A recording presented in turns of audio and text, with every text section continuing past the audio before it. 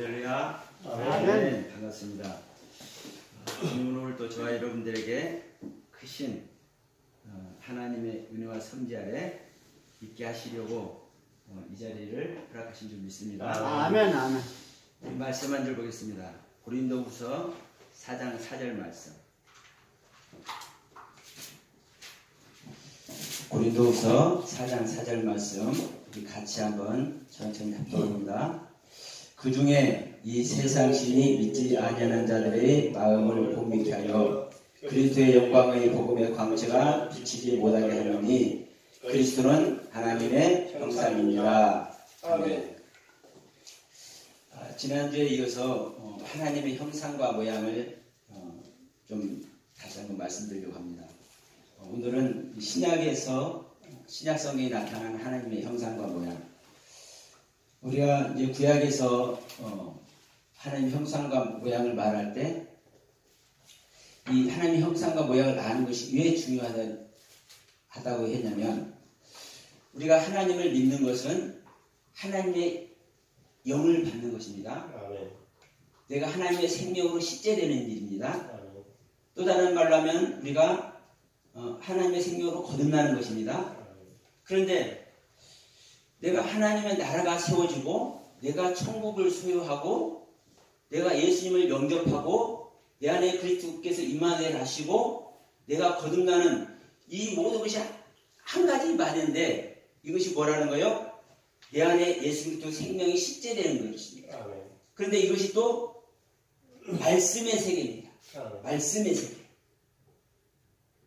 그런데 이 말씀의 세계인데 이 말씀의 세계가 거듭난다, 영을 받는다. 우리에게 사실 가까이 다가와지지 않습니다.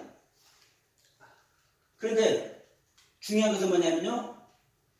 예수님께서 말씀하셨다시피 내가 너희들하고 지금 같이 있잖아. 그러면 조금 있으면 너희들이 나를 보지 못하게 돼. 그런데 또 조금 더 있으면은 너희들이 나를 볼 거야. 이렇게 얘기했단 말입니다. 그래서 예수님께서 다시 오신다는 말씀을 하셨고 히브리서 9장 28절에서도 모든 우리들을 위해서 주님은 단번에 들으신 바 되셨는데 이제 그 단번에 들으신 이 이후에는 죄와 상관없이 하나님을 믿는 자들의 죄와 상관없이 하나님을 믿는 자들을 구원하기 위해서 죄와 상관없이 두 번째 오신다고 얘기를 하고 있거든요. 이때는요. 예수님께서 초임하셨을 때는 모든 영혼들이 다 볼 수 있는 이 현세의 세상에 오셨지만 두 번째 올 때는요. 이 현재 세상에 오신다고 말씀 안 했어요.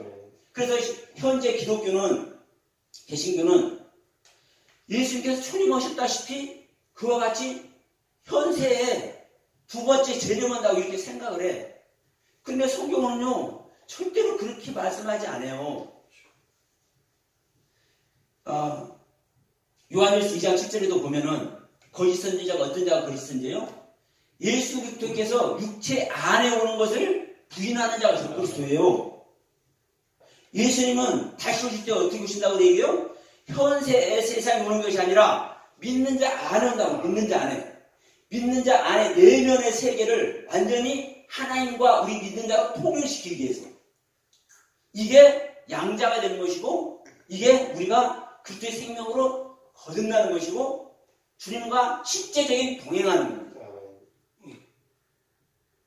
그래서 주님께서 우리 안에 오실 때는 우리 안에 죄가 있어도 뭐하는 자에게? 바라는 자에게. 누구를 바라는 자에게? 주님께서 다시 오시기를 바라는 자에게 오신다라고 히브리서 9장 28절에서 정확하게 기록을 하고 있는 것이거든요.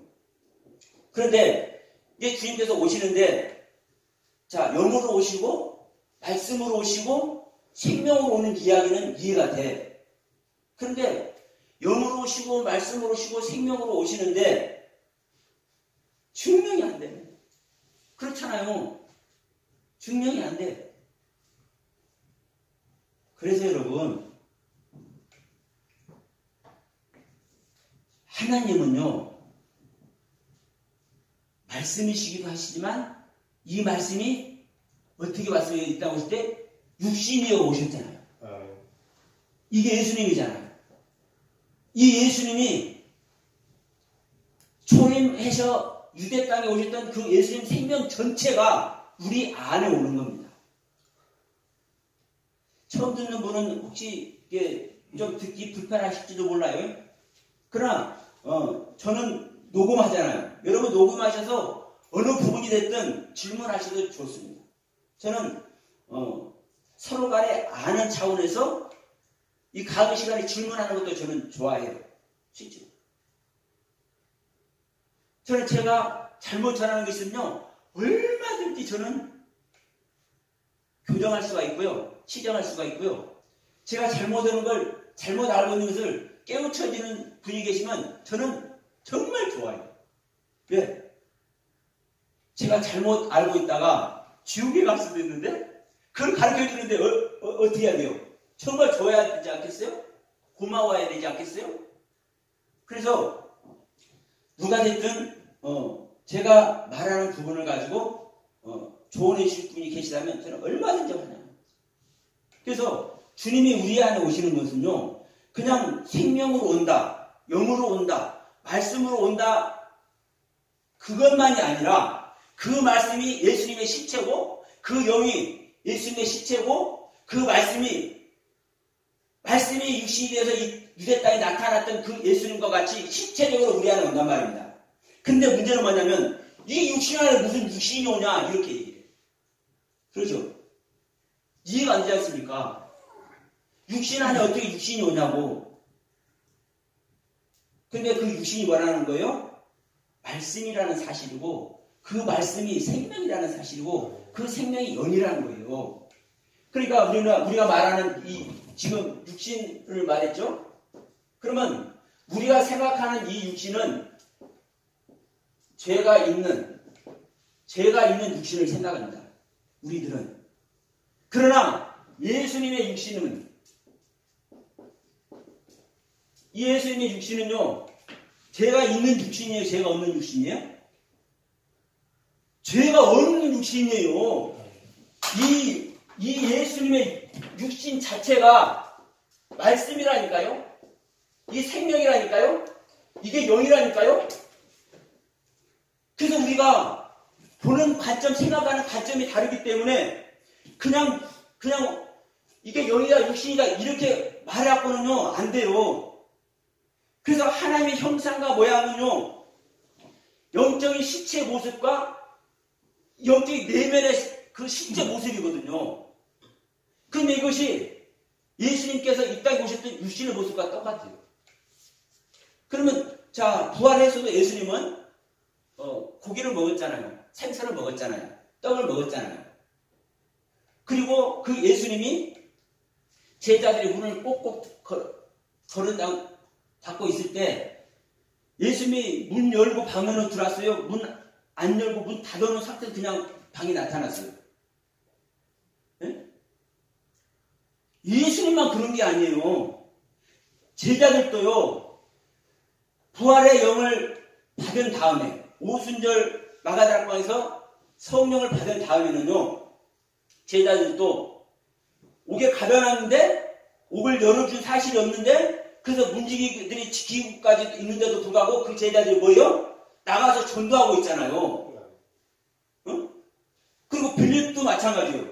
빌립도 자, 네시한테 가서, 저기 에디오피아에서 온 네시한테 가서 성령이 빨리 가보라 해가지고 가서 그들을 만나서 이제 말씀 열어서 가르쳐 줘서 물이 있으니까 물에 가서 침례 세례까지 주어서 이렇게 다 해놓고는 갑자기 다른 거리에 나타나버리잖아요.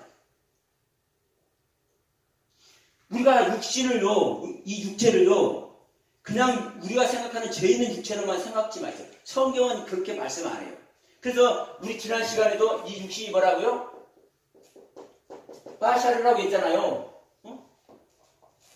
히브리어 자체가 이 육체를 빠샤르라고 얘기하고 있잖아요. 이것이 복음이라니까요. 복음. 기쁜 소식. 빠샤르가 왜 그러냐면요, 우리 안에, 자, 우리 몸을 봅시다. 우리 안에 영적인 세계가, 혼적인 세계가, 정신의 세계가 다 완성된 다음에 육체까지 완성이 되는 거예요. 그래서 우리 육체의 모습은 이 썩어서 없어질 육체의 모습을 보여주는 것이 아니라 육체 안에 있는 우리 영적인 신체의 모습을 보여주는 거예요. 예? 그래서 우리가 이 육체에 대한 그 개념도 잘 생각해야 돼요. 지금까지 알고 있는 육체와 육신의 개념이 아니라 성경에서 말하는, 그래서 구약성경 보면요, 이 육체와 육신, 이 빠샤라는 단어를요, 부정적으로 사용되는 데가 몇 군데 안 됩니다. 사실. 전부 다 성경 전체가 구원 얘기하는 거예요. 홍수 심판 속에서 이 육체가, 이 여자들이 육체가 되면라, 이들의 죄가 간영해서 하나님께서 지면에서 쓸어버린다, 이런 얘기 자체도 사실은요, 우리 구원 얘기하는 거예요. 구원 얘기. 그래서 중요한 것은 뭡니까? 내가 지금까지 알고 있는 것이 정말 중요합니다. 그러나 더 중요한 것은 내가 알고 있는 이 자체가 성경에서 하나님께서 가르치고 교훈하신 그 하나님의 뜻과 섭리대로 알고 있느냐, 이거예요. 그런데 여러분, 절대 우리는 한글 성경 아니라, 영어 성경 아니라 헬라어 성경, 히브리어 성경으로 본다 할지라도 그 하나님의 뜻 안다 모른다? 모르는 거예요. 거듭나지 않으면 모릅니다. 그러니까 내가 히브리어 조금 이게 공부하면서, 아니 히브리어 속에 하나님의 뜻이 다 담겼네, 이것을 발견하고 얼마나 내가 감사했는데, 그때 이제 번쩍한 것이 뭐예요? 아니 이 유대인 이것들 뭐야? 네? 자기들의 국어를 가지고 있으면서도 불구하고 이 히브리어 뜻 속에 있는 아버지의 뜻을 모르네. 그래서 예수님도 죽인 거 아닙니까? 그래서 히브리어, 헬라어 아무리 중요하고, 영어 성경 킹 제임스가 어떻고, 우리 한글 성경이 아무리 잘못된 해석이 많아도 한글 성경하고 100번도 얼마 번도 더 구원받는다, 다 좋아요. 근데 문제는 뭐냐면, 우리 한글 성경이 됐든 이 원문 성경이 됐든 그 기록해놓고 있는 그대로라도 우리가 아느냐? 몰라요. 제가 이거 멍뚱한 들어가는데, 자, 우리 마가복음 16장 한번 가봅시다. 네? 마가복음 16장 마지막 절.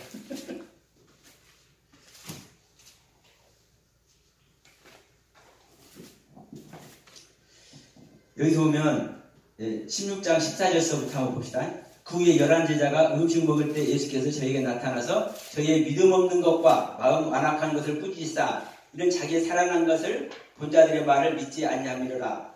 그러면서 너희는 온 천하에 다니며 만민에게 복음을 전파라, 이렇게 해놓고, 세례받는 사람은 구원을 얻을 것이요, 누구를 어떻게? 예수를 믿고 세례를 받는 사람은 구원을 얻을 것이요, 믿지 않는 사람은 정죄를 받으리라, 이렇게 말씀합니다.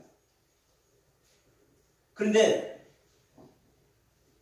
자, 이 말씀을 하시고 온 세상 다니라 해서 이게 복음을 전하라고 그랬죠?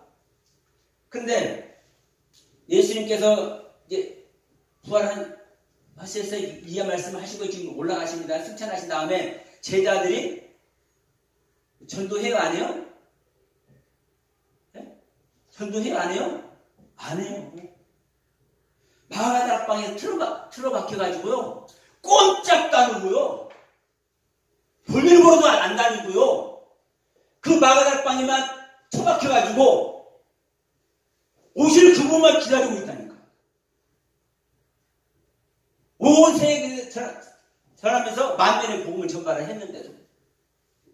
그런데 보세요, 이 제자들이 예수님께서 십자가에서 돌아가시고 부활까지 한 상태잖아요. 그럼 이들에게 믿음이 있겠습니까, 없겠습니까? 이들이 예수님을 부인하고 도망갔다 할지라도 다시 만나서 베드로가, 아이고 저 양반이 누구냐? 아니 그분 아니요? 그러니까 고기 잡다가 겉옷까지 벗어 던지고 옷을 입고 물속에 뛰어들어가죠. 이런 일까지 다 경험을 한 이 제자들한테 믿음이 없다고 한다니까. 어떤 믿음?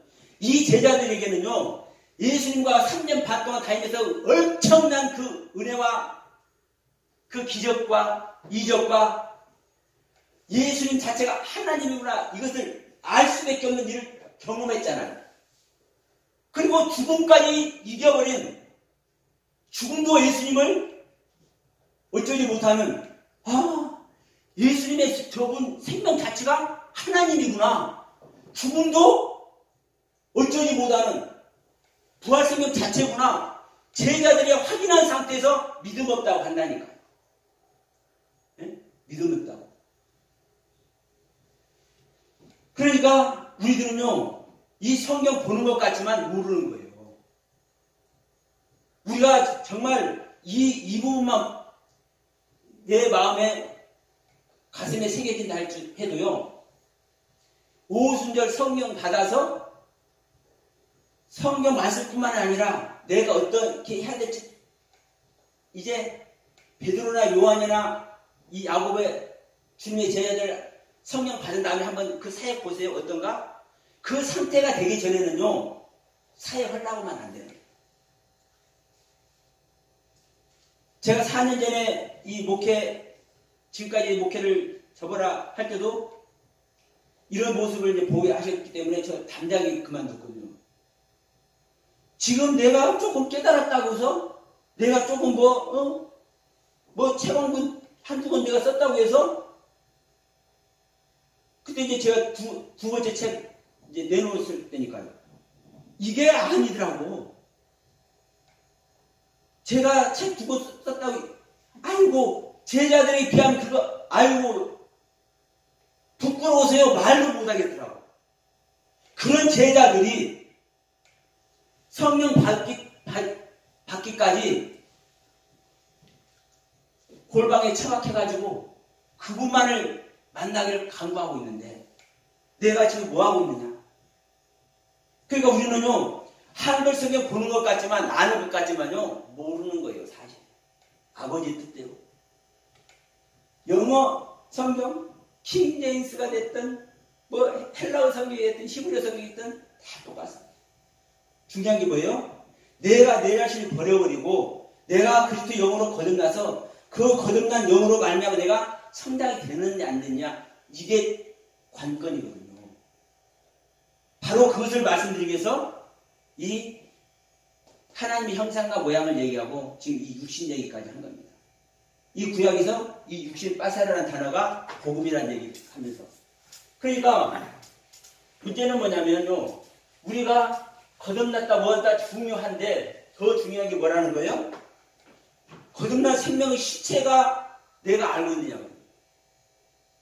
그 거듭남의 실체가 내가 말씀을 사모해서 은혜를 받아서 그리스도께서 내 안에 임하게 하신 그 실체가, 살아있는 말씀이 유시되는 그 말씀의 세계를 실제로 받아서 내가 천국을 소유했는데, 그 천국을 소유한 실체가 뭐라는 거예요?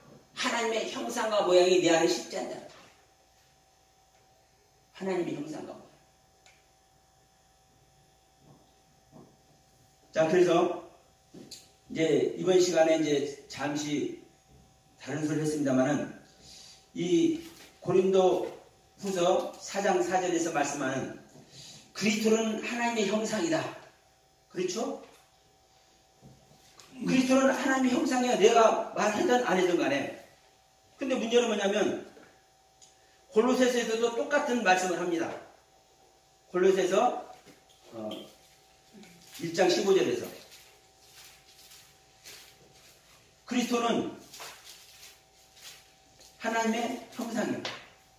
그리스도는 보이지 아니하는 하나님의 형상이에요.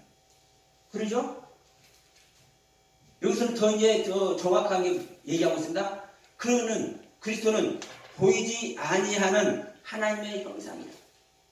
그래서 모든 창조물보다 먼저 나신 자입니다. 이렇게 얘기를 하고 있습니다.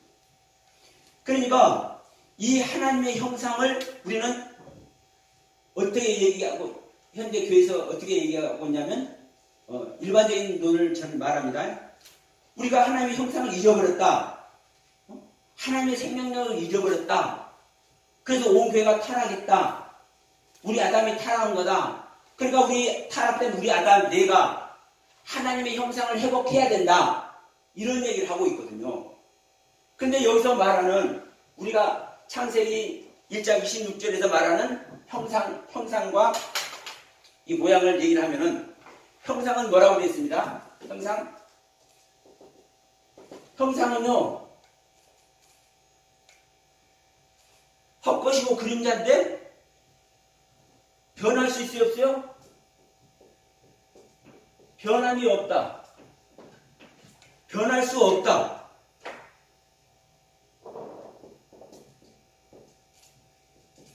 고칠 수도 없다. 한마디로 고정되어 있다. 형상은 고정되어 있는 거예요. 우리 얼굴이 코가 여기 왔다 이쪽으로 오고 이런 게 아니잖아요. 우리 겉모습이 이대로 있는 거예요. 자, 그래서 지금 이 형상을 이제 헬라어로 보면 이제 에이콘이라는 단어입니다. 에이콘이라는 단어의 뜻을 하나를 보면 뭐냐면, 주하에 있는 황제의 두상. 그러니까 우리가 이 동전 같은 거 찍어내잖아요, 주화. 그러면 주화에다가 황제의 두상, 황제의 머리를 이렇게 새겨놓는단 말입니다. 그러면 그 새겨놓으면 그것이 변할 수 있어요, 없어요? 고칠 수 있어요, 없어요? 항상 그대로 고정되어 있잖아요. 이게 형상이에요. 이게 에이콘이라는 단어. 그런데 우리가 하나님의 형상을 잊어버렸다는 것은요, 생명력을 말하는 거, 속성을 말하는 거거든요. 지난주에 말씀은 이게 데브트라는 단어가 속성을 말하고 있어요. 모양이. 그러면 이 모양은, 자, 우리가 매너가 좋냐, 안 좋냐? 라이컨스. 내가 좋아하는 대로 좋아하는 것을 먹으면 기분이 좋아. 얼굴도 환해. 그러면 내가 기분이 나쁘면, 찡그리고 있으면 얼굴 자체도 다른 사람도 알아. 내 얼굴이 고정되어 있는데도 불구하고 기쁘지 않은 슬픈 얼굴.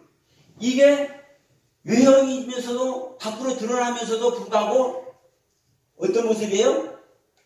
변하는 모습이다. 우리의 생명력에 의해서, 내면의 정신세계에 의해서. 그래서 이 내면의 세계에 나를 통치하고 다스리는 이 정신의 세계, 생명의 세계, 혼의 세계가 그 내 영의 시체가 되겠죠? 그것이 데무트라는 단어고, 이 첼렘이라는 단어, 이 신약에서 말하는 에이콘이라는 단어는 황제 두상같이, 주하에 새겨지는 황제 두상같이. 근데 이것을 오늘 지금 보는 말씀과 같이 그리스도는 하나님의 형상이라고 얘기하고 있다. 그럼 이 얘기를 왜 하는지 이따 얘기해드립니다. 그러니까 한두 군데가 아니에요. 그래서 문제는 뭐냐면, 자, 로마서 8장 갑니다.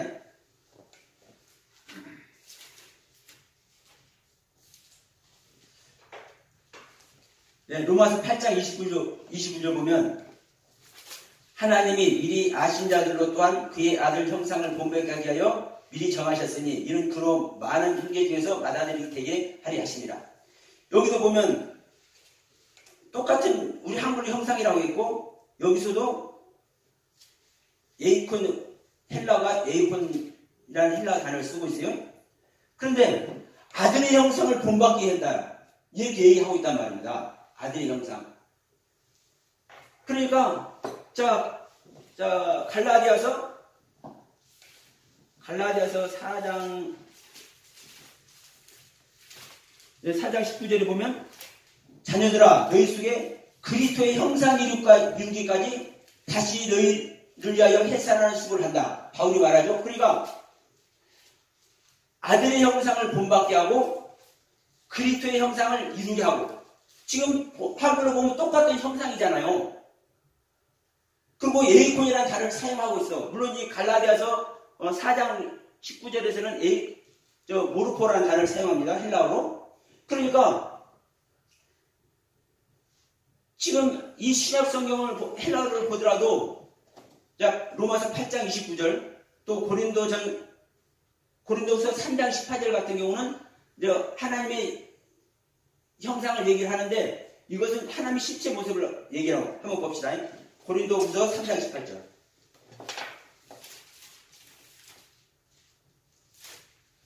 이게 중요합니다. 우리가 다 수건을 벗은 얼굴로 거울을 보는 것 같이 주의 영광을 보매 저와 같은 형상으로 하여 영광에 이르니 곧 주의 영으로 말미암습니다. 주의 영으로 우리가 말미암는데 그렇게 영광의 형체를 우리가 형체와 같이 돼야 된다는 얘기를 하는 거예요. 그러면 그렇게 영광의 형상을 말하면은 이 형상이 그렇게 실제 생명력을 얘기하는 거잖아요. 근데 여기서도 똑같이 에이콘이라는 단어를 사용하고 있어. 근데 그래서 이 헬라어 원문으로 볼 때 이게 해결이 안 되더라고요.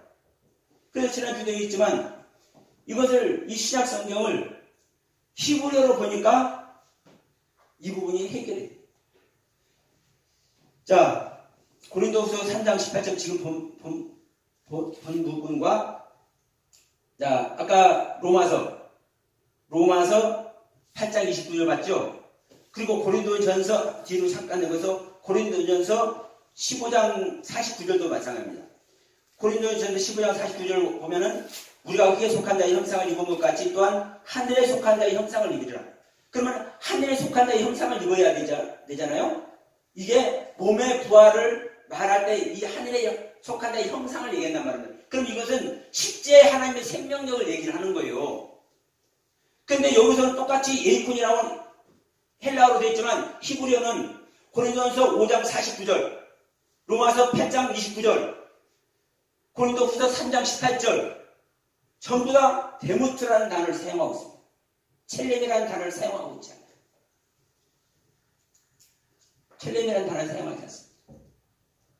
그래서 하나님의 실체, 하나님의 생명력, 생명의 속성을 얘기할 때는요, 정확하게 데모트라는 단어를 사용하고 있고, 겉모습, 그림자 같은 모습, 이게 왕의 머리를 찍어놓은 것 같이 바꿀 수 없고 고정되어 있는 이 하나님의 모습, 이 겉모습, 이것만 얘기할 때는 첼렘이라는 단어를 사용해요. 근데 문제는 뭐냐면 우리가 지금 본문으로 사용한 고린도후서 4장 4절과 골로새서 1장 15절 말씀 같이 그리스도는 보이지 않는 하나님의 형상이라고 버젓이 얘기하고 있다. 근데 이 단어가 데모트를 사용하고 있으면 정말 좋을 텐데 첼렘을 사용하고 있습니다. 고린도후서 4장 4절과 골로새서 1장 15절에서는 첼렘을 사용해요. 그러면 이 부분을 왜 그런가? 그런데 여러분 우리가 알아야 될 것은 예수님은 인간의 모습을 하고 인간으로 태어난 하나님의 신성을 가졌지만 100% 인성을 가지고 있는 분이잖아요. 그러니까 예수님은 하나님의 형상 첼렘이라고 하는 걸 이해를 해. 근데 문제는 그리스도란 얘기예요. 골로새서 1장 15절에도 말했지만 그리스도는요 보이지 아니하는 하나님의 실제 모습이라니까요. 메시아인 그리스도는 보이지 아니하는 하나님의 실제 모습이요. 보이지 아니하는 하나님의 실제 모습. 이게 그리스도란 말입니다. 근데 문제는 고린도후서 4장 4절, 골로새서 1장 15절, 3장 10절 여러 군데서 이 그리스도의 형상을 데모트라는 단어를 사용하지 않고 첼렘이라는 단어를 사실 사용하고 있다는 겁니다. 그럼 이 이유가 뭐냐면 분명 그리스도는 보이지 아니하는 하나님의 실체이고 우리 안에 그래서 영으로 실제하시는 그분의 생명이고 그분의 영인데 어떻게 잠깐 보이다가 없어지는 그림자같이 헛것같이 이 고정되어 있는 이 변질되어 있는 이 겉모습의 모습이라고 사용하고 있는 첼렘이라는 단어를 그리스도의 형상이라고 그리스도의 첼렘이라고 얘기를 하나요? 아니 하나님의 첼렘이라고. 여러분 그래서 이런 부분이 이해가 안 되기 때문에 지금 이 하나님의 형상에 대해서 모양에 대해서요 온 개가 전부 다 거꾸로 알고 있는 거예요. 우리가 하나님의 형상을 잊어버렸다. 고린도후서 4장 4절 골로새 1장 15절 이 두 구절만 봐도 명확하잖아요. 왜? 그리스도는 하나님의 형상이니까. 근데 그리스도는 보이지 않는 하나님의 실체라니까요. 영이신 하나님의 모습. 근데 이해가 안 되잖아요. 이 부분을 제가 이제 이해시켜 드릴게요. 여러분 우리가 이제 어느 목사님 말씀하실 때도 항상 이 아버지 복음도 얘기하고 그리스도는 아버지 복음이다. 그래서 바울은 그리스도의 복음 아버지 복음처럼 이렇게 말씀도 하시지만 여러분 그리스도가 아버지입니까 아들입니까? 네? 그리스도가 아버지의 아들이에요. 그리스도를 아버지라면 큰일 나요. 성경에서 어디 그리스도가 아버지라고 해요? 바울이 전하는 복음이요.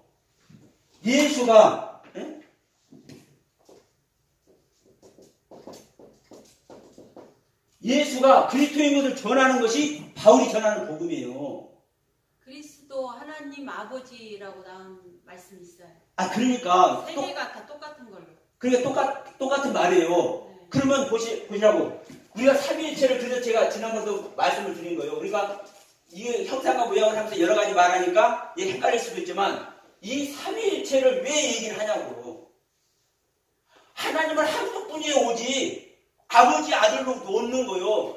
우리가 사역을 통해서 분별의 보기에서 아들을 찾고 아버지를 찾고 성령을 찾지 하나님은 한 분 하나님이라니까요. 그렇죠. 한 분 네. 하나님. 그러니까 이 한 분 하나님 안에 예수님이 계시고 아버지가 계시고 성령이 계시는 거예요. 근데 이것을 간과를 해. 그런데 이 삼위체론 안에서도 보시면 이 그리스도가 아버지냐고. 그리스도는요 지금 말했잖아요. 형상이라니까요. 하나님의 형상. 그러면 여기서 하나님이라고 하는 지금 신약성경에서 하나님이라고 하는 부분이 아들을 말하겠어요? 아버지를 말하겠어요? 하나님이라고 하는 부분이 데우스라고 하는 부분이 아들도 되고 아버지도 되죠. 아들도 되고 아버지도 되는데 저 아들은 이 땅에 와서 지금 사역을 하고 있잖아요. 예수님이 아들이. 그러면 여기 이런 상황에서 하나님을 말할 때는요 아버지를 얘기를 하는 거예요. 아버지를. 그러니까 이 부분은요 여러분 조금만 한번 이게 보시면요 그냥 나오는 겁니다. 내가 아는 부분만 이게 강요하는 건 절대 아니에요. 왜? 예수님께서 이 땅에 오셔서 아들이 사역을 하고 있잖아요. 그런데 이 주님의 제자들이 뭘 전해요? 이 예수가 인간 예수잖아요. 예? 인간 예수. 이 예수가 나는 하나님 아들이라 하지만 안 믿어준다니까. 예? 그러니까 자 바울이 뭐라는 거예요? 이 예수가 너희들이 아는 인간 예수 그 예수가 아니라 그리스도야. 그리스도. 그래서 그리스도가 뭐예요? 하나님의 형상이라니까요. 하나님의 몸이에요. 하나님의 몸이 뭐예요? 아들의 경륜이에요. 아버지는 혼. 그래서 지난번에 영혼도 말씀을 드렸던 거예요. 영과 혼과 몸을. 이것이 하나다. 이 영은 성령의 비유이고 이 호는 성부에 비교하고 이 몸은 성자에 비교하는 똑같은 위격이다. 그래서 지난번에 이것도 제가 말씀을 드렸던 거예요. 그래서 우리의 영혼 몸과 하나님의 삼위, 성부, 성자, 성령의 위격이 같은 존재다. 같은 차원입니다. 그래서 우리 생명을 나눌 수 없듯이 삼위일체 하나님도 나눌 수가 없고 따로따로 있을 수가 없는 것이다. 우리가 우리 영과 혼과 몸이 따로 나눠지면 나라 존재가 실존하는 거야 아니요? 아니잖아요. 내 영과 혼과 몸이 내 안에 지금 같이 이루어져 있으니까 사용하라는 저런 존재가 있는 것 아닙니까? 이것이 분리되면 돼요 안 돼요? 안 돼요. 하나님도 똑같아요. 다만 사역을 통해서 이 한 분 하나님이 일하는데 아버지의 경륜으로 일하고 아들의 경륜으로 일하고. 그러니까 자, 이 부분 다 한번 봅시다. 구약 성경에 엘로힘 수도 없이 나오죠. 근데 엘로힘이니까 얘 복수다. 하나님 들이라게 해야 된다. 그러니까 이것도요, 진짜 보면요, 무슨 얘기입니다. 이 하나님들이 우리도 하나님들이다. 이런 해석하잖아요. 그러면 구약 성경에서 엘로힘이라고 돼 있는 복수로 엘로힘이라고 돼 있는 그 부분을 전부 다 한번 여러분 캡처해보세요. 이걸 가지고 하나님들이라고 하고 나도 우리도 하나님들이니까 우리 믿는 자도 하나님들이니까 우리 믿는 자가 이 엘로힘 단어가 사용되는 곳에 내가 들어가면 되겠는지 안 되겠는지. 여러분 조금만 성경에 들여다보면요 말도 안 되는 이야기를 우리들이 엄청나게 하고 있는 거예요. 하나님 교단 이제 부르짖는 거예요. 엘로힘 그 복수를 갖다가. 그러니까요. 그러니까 이 복수도 왜 복수입니까? 성부, 성자, 성령, 삼위가 이 엘로힘 안에 있잖아요. 그러니까 복수인 거예요. 복수. 그런데도 불구하고 창세기 1장 2절에서 빠라가 이 빠라라는 단어가 삼위칭 단수란 말입니다. 그가 창조했다. 그러면 그가 창조했는데 그가 누구라는 거예요? 엘로힘이라는 거예요. 하나님은 한 분이기 때문에 단수를 얘기하고 이때는 남자입니다. 하나님은 한 분이기 때문에 이 단수를 얘기하고 한 분이지만 뭐예요? 복수라니까요. 복수. 삼위가 하나로 되어 있는 복수. 그러니까 엘로힘을 복수 하나님으로 되어 있는 거예요. 그러면 물론 이 엘로힘이 일할 때는 누가 일합니까? 자, 제가 지금 이 칠판에다 이게 글 쓰잖아요. 제 혼이 쓰겠어요? 제 몸이 쓰겠어요? 물론 제 혼이 씁니다. 제 정신이 써. 근데 제 정신이, 제 몸이 가만히 있는데도 불구하고 제 정신이, 제 혼이 씁니까? 아니잖아요. 제 몸이 쓰잖아요. 그래서 실제적인 하나님의 일은요, 모두가 성자 하나님이 하는 거예요. 몸이신 성자 하나님이. 그런데도 불구하고 성자 하나님이 하는데도 불구하고 누가 하는 거예요? 아버지께서 일하는 것이죠. 그러니까 이 구약 성경에서 엘로힘이 전부 다 일하는데 사실 성자 하나님의 얘기다. 그 말이 맞는 거예요. 그런데도 불구하고 이 구약 성경을 통해서 성자 하나님이 일한다고 하면 돼요? 안 돼요? 구약 성경은 아버지의 경륜으로 일을 하고 신약에는요 아버지를 얘기하지만 사실은 또 신약에서 누가 얘기를 해요? 성자가 하시잖아요. 그래서 이 성자가 신약에서는요 사복음서에서 실제로 성자가 일을 하는 거예요. 성자가 오셨기 때문에. 그래서 신약은 아들의 경륜이고 구약은 아버지의 경륜 일을 한단 말입니다. 근데 이제 문제는 뭐냐면 이런 부분들이 정리가 안 돼서 그냥 부분적으로 알다 보니까 이제 이런 부분들을 기존에서 우리 지금까지 교회들이 잘 얘기를 못 해온 거예요. 그러니까 지금 이제 이 형상과 모양, 하나님의 형상과 모양, 예수 그리스도는 하나님의 형상과 모양인데 이 부분도 우리가 신약 성경에 가서 잘못 교회가 사용하다 보니까 하나님의 형상을 잊어버렸다 이 얘기가 나오고 있는 모습인데 하나님의 형상을 잊어버릴 수 없는 우리 태어난 모습 자체가 하나님의 형상이니까 바꿀 수 없고 고정되어 있는 이 겉모습이니까. 근데 우리의 생명력, 생명의 속성, 하나님의 생명의 속성을 잊어버린 거예요. 그래서 우리가 말씀을 통해서 우리가 하나님의 영을 받아들임으로 말미암아 하나님의 생명의 속성을 회복하는 겁니다. 이것이 거듭나는 거예요. 이것이. 그러니까 이런 부분이 헬라어 성경으로 보더라도 신약 성경이 지금 이게 짬뽕되어 있는 부분이거든요. 그러나 제가 말씀드렸듯이 히브리어 성경으로 이 하나님 형상과 모양을, 그리스도의 형상과 모양을 찾아보십시오. 정확합니다. 그러면 이제 마지막 이 부분을 말씀드릴게요. 그러면 그리스도가 하나님의 형상인데 왜 젤렘이라는 단어를 사용해요?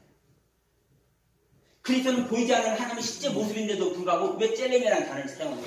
헛것이고 그림자고 벗어버릴 수 없는 이 헛것인 젤렘이라는 단어를 왜 사용하느냐? 그게 바로 예수가 그리스도이기 때문에 그렇습니다. 이 그리스도가 보이지 않는 아버지임에도 불구하고 누구라는 거요? 예수라는 거예요. 하나님의 몸이신 예수라는 거예요. 그러면 자 보세요. 이 그리스도가 보이지 아니하는 아버지 하나님이라고 생각한다면 또 문제가 없습니다. 어떤 문제가 없냐? 그리스도가 죽음이 있겠습니까? 없겠습니까? 죽을 수가 없죠. 어떻게 아버지가 죽는다는 소리를 합니까? 그런데 성경, 자, 어디 한번 볼까요? 자, 로마서 5장 한번 봅시다.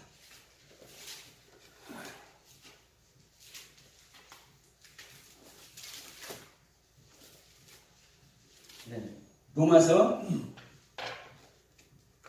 5장 6절부터 8절까지 우리가 아직 연약했을 때 기약대로 그리스도께서 경건치 않는 자를 위하여 죽으셨도다. 그리스도께서 경건치 않은 자를 위해서 죽었습니다. 의인을 위하여 죽는 자가 쉽지 않고 선을 위하여 용감히 죽는 자가 혹 있거니와 우리가 아직 죄인 되었을 때에 그리스도께서 우리를 위하여 죽으심으로 하나님께서 우리에게 대한 자기의 사랑을 확증하십니다. 사실 수도 없이 많습니다. 그리스도가 예수가 우리를 위해서 죽었다는 말은 이해가 되는데, 그렇죠? 우리를 구원하기 위해서 화목제물로 예수님 이 땅에 오셨기 때문에 예수님께서 우리를 위해서 죽어준다는 말은 쉽게 이해가 돼. 근데 그리스도는 보이지 않는 하나님의 형상이잖아요. 하나님 시체라고 얘기하고 있잖아요. 그런데 그리스도께서 보이지 않는 하나님의 형상인데, 하나님의 시체인데, 어떻게 보이지 않는 하나님이 죽냐는 말이에요. 네? 왜? 그리스도가요, 보이지 않는 하나님의 형상인데, 이게 예수란 말이에요, 예수. 이게 몸의 말씀의 세계, 아들의 경륜인 몸의 말씀의 세계가 이 그리스도고 예수이기 때문에. 그래서 예수와 그리스도는요, 이꼬르예요, 이꼬르. 같은 위격이란 말입니다. 예수도 성자의 위격, 그리스도도 성자의 위격. 이게 몸의, 하나님의 몸. 영적인 하나님의 시체의 몸. 그래서 성경은 너무나 정확하게 사실 기록해 놓고 있어요. 그러니까 그리스도는, 자, 다른 데 한번 가볼까요? 골로새서 1장 한번 갑시다. 고린도전서 15장에서도 똑같은 말씀을 하고 있는데, 자, 골로새서 1장 한번 갑시다. 아까 우리 1장 15절에서 그런 보이지 않는 하나님의 형상이라고 지금 얘기했잖아요. 그럼 이 얘기를 이 그리스도의 보이지 않는 하나님의 형상인 그리스도에 대해서 지금 계속 설명하고 있는 중입니다. 그러면서 20절에 봅시다. 20절에 그의 십자가의 피로, 그리스도의 십자가의 피로 화평을 이루사 만물 땅에 있는 것이나 하늘에 있는 것들을 그로 말미암아 자기와 화목해 되기를 기뻐하십니다. 21절 전에 악한 행실로 멀리 떠나 마음으로 원수가 되었던 너희를 이제는 그의 육체의 죽음으로 말미암아, 그의 육체의 죽음은 누구의 죽음입니까? 그리스도의 육체의 죽음입니다. 그리스도의 육체 죽음으로 말미암아 화목케 하사 너희를 거룩하고 흠없고 책망할 것이 없는 자로 그 앞에 세우고자 하셨으니 만일 너희가 믿음에 거하고 터위에 굳게 서서 너희 들은 바 복음의 소망에 선들리지 아니하면 그리하리라. 이 복음은 천하 만민에게 전파된 바요 나 바울은 이 복음의 일꾼이 되었더라. 그러면서 이 타절 다시 한번 얘기합니다. 내가 이제 너희를 위하여 받는 괴로움을 기뻐하고 그리스도의 남은 고난을 그의 몸된 교회를 위하여 내 육체에 채우더라. 지금 계속 그리스도의 죽음을 사실 얘기를 하고 있어요. 계속. 그러면 보이지 아니하는 하나님의 형상인 하나님의 실체가 어떻게 죽는다고 표현하나? 왜? 지금 이 그리스도는요, 하나님의 보이지 않는 하나님을 말씀함에도 불구하고 이 그리스도는 누구라는 거예요? 예수라는 거예요. 예수. 우리를 위해서 십자가에서 죽어주신 예수. 이 예수가 그리스도라고 얘기를 하는 거예요. 이게.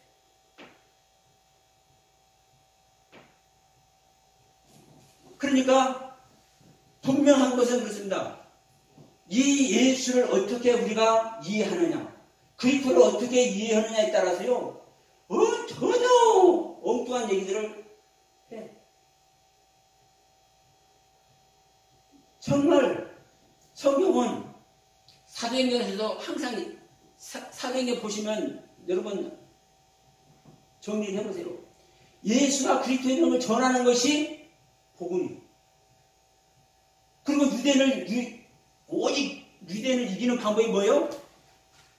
자, 예수가 유대인 땅에 와가지고 엄청난 기적과 이적과 그 사역을 통해서 일을 했잖아요.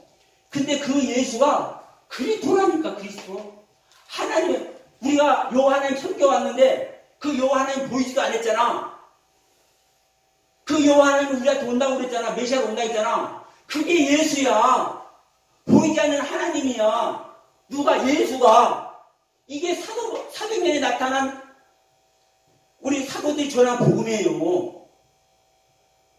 그리고 서신서 전체에서 예수가 그리스도를 전하는 것이고, 자, 사도행전 전체에서 그리스도를 전하는데 보세요. 이 성경을 마지막 장식하는 계시록 22장 20절에서 뭐라고 그래요? 아멘 주이신 그리스도에 어서 오십시오. 그래요? 아니라니까요. 그리스도의 생명이신 그리스도가 오는 건데 그 그리스도가 누구라는 거예요? 주 예수라는 거예요. 그래서 아멘 주 예수여 어서 오시옵소서. 네? 이 결론이라고요. 성경의 결론. 그래서 이 예수가 어떤 존재인지를요, 우리는 명확하게 알아야 돼요. 이 예수는 뭐 율법이다, 아들이다, 온유주보다다, 이렇게 알아보면 큰일 나요. 이 예수가 뭐예요? 보좌에 올라가서 하나님 우편에 앉았다니까요. 하나님 우편에 앉았으니까 중앙에 하나님의 신이 앉아있고 그 우편에 앉은 게 아닙니다. 우편이라는 것은요, 그 하나님의 실체적인 옳은 경륜을 얘기를 할 때 우편이라는 단어를 써요. 그러니까 보좌 우편에, 자, 예수님께서 승천하셔서 보좌 우편에 앉으셨다는 이 말은 한 분이신 하나님이 이 땅에 오셔서 우리를 구원하는 일을 다 감당하시고 본연의 자리인 보좌에 올라가셔서 어떻게 됐다? 그 보좌의 권능을 회복했다, 이 얘기인 거예요. 보좌 우편에 앉았다는 얘기는.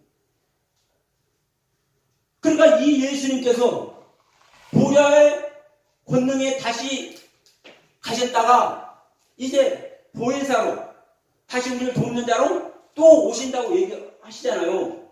그러니까 이 성경을 마무리하는 계시록 22장 20절에도 아멘 주 예수여 어서 오시옵소서. 이 예수 오라는 겁니다. 이 예수. 자, 저는 이 시간에 이 말씀을 좀 하고 마무리 짓고 합니다. 우리가 알게 모르게 많은 은혜를 허락하시고 그 깨닫는 은혜 안에 있습니다. 더 중요한 것은 우리가 이제 베드로의 모습을 보더라도 베드로를 하나님께서 이 고넬료에게 보내서 고넬료를 해결시키려고 할 때 어떤 일이 일어납니까? 베드로가 지금까지 알고 있는 그 신앙 안에서 부정한 것, 부정하지 않는 것 이거 구별해서 정확하니 바울은 정한 것만 먹어왔거든요. 베드로는. 그런데 부정한 짐승을 한 보따리 내려놓으면서 이거 잡아먹으라고. 그렇잖아요. 성경에. 그러니까 베드로가 그냥 이게 뭐냐? 응? 이게 뭐냐 이거. 하나님께서 율법에 말씀하셔서 정한 것 부정한 것을 가리켜서 내가 그것을 정확하게 지켜왔는데 왜 이거 부정한 것 먹으라고 하냐. 우리가 일반적으로 보면은 이건 사탄이고만 했겠습니까? 안 했겠습니까? 우리가 지금까지 알고 있는 것 외에 엉뚱한 얘기를 하면은 사탄이 틈탄다고 안 해봤어요? 그러니까 베드로 입장에서 보면은 보세요. 베드로 입장에서 보면요. 하나님이 나타난 것도 아닙니다. 하나님께서 변화산상에서 자 제자들 앞에 나타나는 것 같이 그렇게 나타나지 않고 하나님께서 말씀하시는 거요. 환상을 보여주면서 야 개가 되었든 뭐가 되었든 부정한 짐승을 딱 보자기에서 풀어서 내보이면서 잡아먹으라. 우리 같으면 아이고 사탄아 올라가라 했을 거예요. 이 베드로가 하나님께 복종하는 방법입니다. 우리가 알지 못했던 것. 지금까지 아까 우리 목사님도 말씀하셨지만 지금까지 내가 기도 생활해오고 예배 생활하고 정말 귀한 하나님의 그 가르침과 섭리 안에서 약 20여 년 이상을 그 사역을 위해서 최선을 다해 오셨지 않습니까? 훈련 받으면서. 그러면 그 훈련 받아오면서 그 안에서만 있었는데 그 밖의 것을 보게 하는 방법인 거예요. 하나님은 이전에는 베드로에게 그렇게 말씀 안 하셨거든요. 목사님도 그 전에 혹시 고기 안 드신다고 그렇게 말씀하셨던가요? 맞죠, 목사님? 맞아요. 물론 모르긴 몰라도 목사님께서 고기를 안 드신다면 그 부분도 뭔가 사연이 있기 때문에 그러시잖아요. 그 고기에 대한 뭐 깊은 마음의 상처가 됐든 뭐가 됐든 그런 게 계시니까 그럴 거예요. 그러면 이제 뭐는 거예요? 목사님의 경우나 우리 목사님의 경우나 또 저에게도 마찬가지예요. 아니 목사가 목회를 해야 되는데 야 지금까지 했던 목회 그만둬라는 거예요. 일반적으로는요 사탄아 물러가라 해야 되거든요. 아니 지금까지 정결한 짐승 안 먹어왔는데 정결치 못한 걸 딱 풀어내놓고 하나님 먹으라 하니까 우리들 같으면 사탄을 물러가라 해야 되는데